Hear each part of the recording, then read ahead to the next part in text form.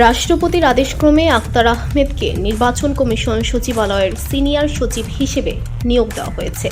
বৃহস্পতিবার জনপ্রশাসন মন্ত্রণালয় থেকে এ সংক্রান্ত একটি প্রজ্ঞাপন জারি করা হয়। প্রজ্ঞাপনে বলা হয়, সরকারি চাকরি আইন 2018 এর 49 ধারা অনুযায়ী আক্তার আহমেদকে অন্য যে কোনো পেশা, ব্যবসা কিংবা সরকারি, আধা সরকারি, বেসরকারি প্রতিষ্ঠান সংগঠনের সঙ্গে কর্মসম্পর্ক পরিত্যাগের শর্তে যোগদানের তারিখ থেকে 2 বছর মেয়াদে নির্বাচন কমিশন সচিবালয়ের সিনিয়র সচিব পদে চুক্তিভিত্তিক নিয়োগ দেওয়া হলো। এই নিয়োগের অন্য শর্ত চুক্তিপত্র দ্বারা নির্ধারিত হবে। জনস্বার্থে এই আদেশ জারি করা হলো।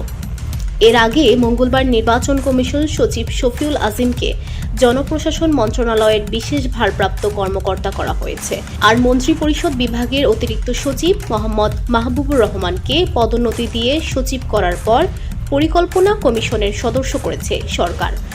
এছাড়া নির্বাচন কমিশনের জাতীয় পরিচয়পত্র অনুবিভাগে নতুন মহাপরিচালক হিসেবে নিয়োগ পেয়েছেন অতিরিক্ত সচিব ASM Humayun Kabir. VOD Bangla news desk.